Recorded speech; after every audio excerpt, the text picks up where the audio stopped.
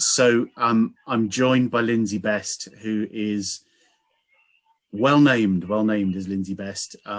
We used to work together at an agency years ago. She set up her own business, which she'll tell you about in a second, Altair Media. But I want to talk to her about culture, and I think it's pretty well regarded that Lyndsey's got an agency with an incredible culture. And I know this from firsthand because we used to share an office space in London in Newman Street. And I was idly talking to a client on the phone, looking down at an open meeting down on the patio 3 floors below me. And I watched these people have a meeting. It obviously finished. And then everyone cleared away behind themselves. They all put their chairs back. They all picked up their cups and bits of paper and then went back into the building. And it was like no one had been there. And I thought, that is a company where everyone just treats each other and the building with respect. So I went down to find out who it was, and there was Lyndsey Best and Altair. And I thought, these guys know what they're all about. And then a few weeks ago, Lyndsey made a comment about Furlough and how she works with furloughed people. And I thought that's something that would be useful to share. So thank you, Lyndsey, for chatting to me. Could you just tell us a little bit about yourself and the agency, and then let's just pile into that furlough thing, because it's such an interesting story. I can.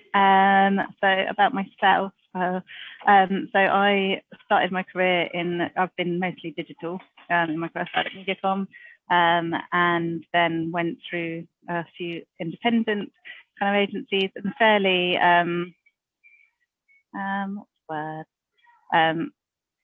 I'm quite annoying to have to manage, I think, probably fair. And so I kind of have always kind of pushed on with when I see something that doesn't feel like it's quite in the right way, I've kind of pushed on with doing something about it. And David, who I worked with at a previous agency, has a very similar mindset. And we both have very clear vision of what an agency should do in terms of why we exist in the first place. We're there to be an extension of clients' teams and to be a partner of them. And we kind of could see, obviously, there's a lot of drama in the agency world and client world, and how that dynamic is good and not good in certain circumstances. And so we figured that actually, if we had an opinion about it, we should just get up and do something about it ourselves. So we set up Altair in 2014. And the main thing that we focus on, we say the words, we make amazing a lot, and trying to be amazing. That's basically our kind of driving thing. We actually did a session once with someone who does branding, and they hated we make amazing because it's grammatically terrible. So we loved it even more. So that's where we went with it. And it really is something we talk about a lot internally. We kind of are constantly pushing, because that's exactly what clients should be paying for, is value being added and an amazing experience, whether that's in the conversations, in the way that information is shared, that it's clear and concise and in the normal language, and that we're actually creative and planning properly and coming up with stuff that's actually going to have a business effect for them. That's blending next to me now. But also as an agency, you know, we've all worked in different places where it's been good culture and bad culture. So We Make Amazing isn't just about our clients, it's about our team. So we always set up to be remote working. Everyone's got, whether they're grads through to kind of more senior people, everyone's got all the tech that's needed to work wherever they want to work. We want people to be able to deliver, not sit at a desk. So we've always been pushing people to find the space that works for them. And people have unlimited holiday if they want it after the 6-month period. We really don't care. People can work whenever they want to work after they've kind of done their 6-month probation. We just talk to them about the hours they want to do. It's really about giving people the autonomy to do the job that they're there to do. And so when all the kind of craziness kind of kicked in last year, we actually sent everyone away from the office 2 weeks before lockdown happened, because we were already set up for it. We could see what was coming. We didn't want to make our team go into the office when there was potentially something bad going on. And we wanted to check that the kit all worked, everyone was fine, everyone had a setup that they needed, so that if we got put into a lockdown, it wasn't a mad panic and we were already quite comfortable and ready to go. So 2 weeks later, when the lockdown happened, we didn't go back into the office, obviously. And we don't have them anymore at the moment, for now, anyway. Brilliant. So if you haven't worked it out yet, Lyndsey's a contrarian, but she gives a damn, and I think that's apparent. And if you read anything about your clients, you can see that they appreciate that too. But the specific thing I was interested in, not because it's about furlough, but because it's about your approach to furlough, was really that is how did you go about that, and what could everyone else learn from that, do you think? Could you tell us about how you approached it, and then what you think the key takeaways might be in that? Yeah, so obviously it wasn't an easy process to go through. So we've got a lot of clients in the culture sector, and obviously, I mean, your guys more or less. I mean, they stopped dead in their tracks, didn't they? Dead. March was horrendous last year. There was so many refunds going back in credits. It was very depressing. So yeah, it was quite clearly going to be quite a major issue for a period of time.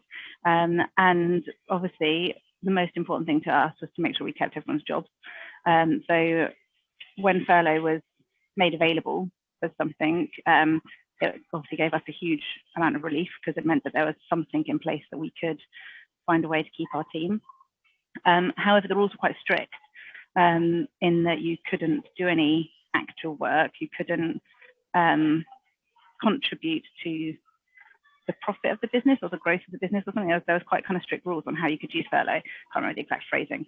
And obviously that's quite tough to do whilst also keeping people involved, and kind of choosing who are the people that we put on furlough versus those who we kept kind of active.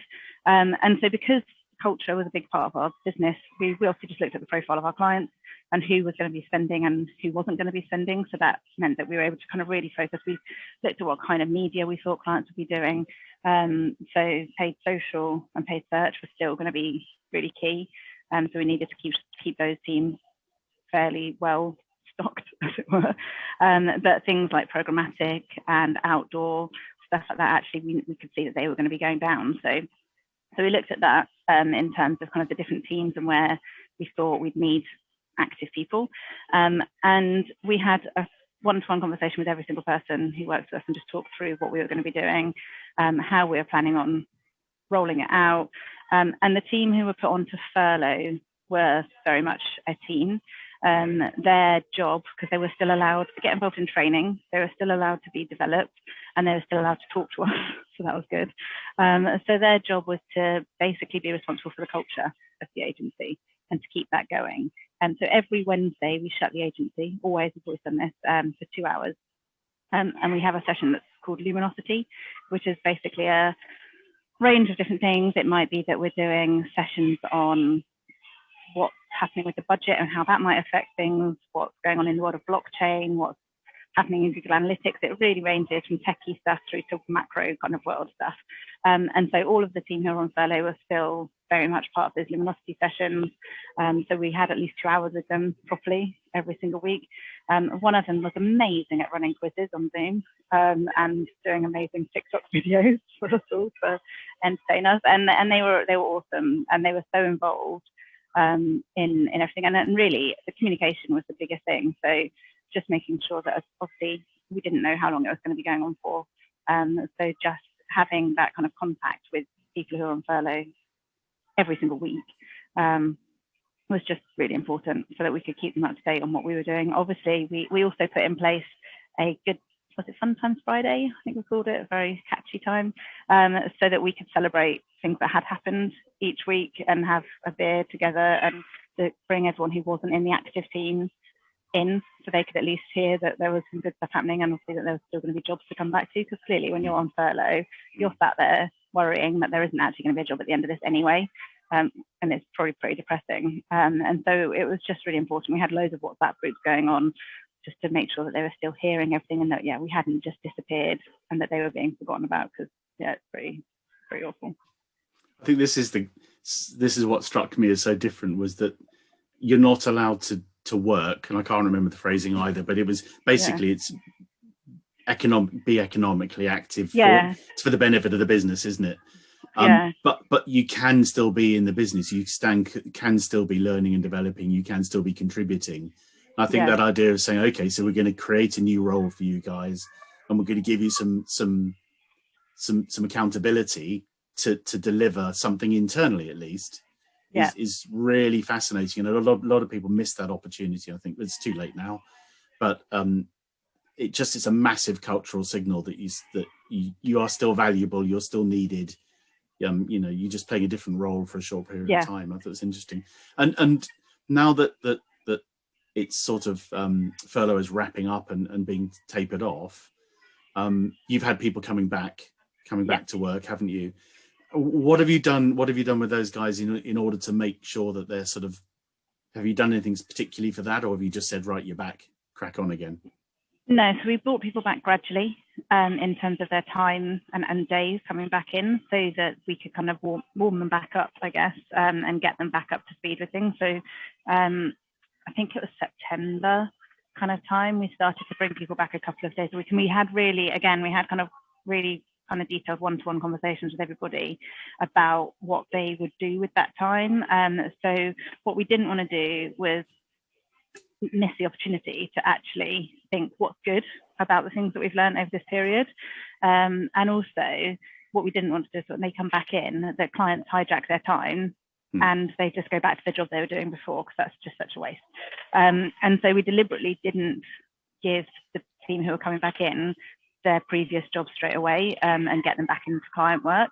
We used it as a chance to make us better. So the team who were coming back, who worked in the kind of trading side of things, programmatic display side of things, their job was actually to really kind of go back out to market, get us in front of media owners, do a proper audit of the market, really kind of push so that actually when we were starting to run things back up again, we were fully up to speed with all of the new developments, because actually there's been a huge amount of innovation in the last year.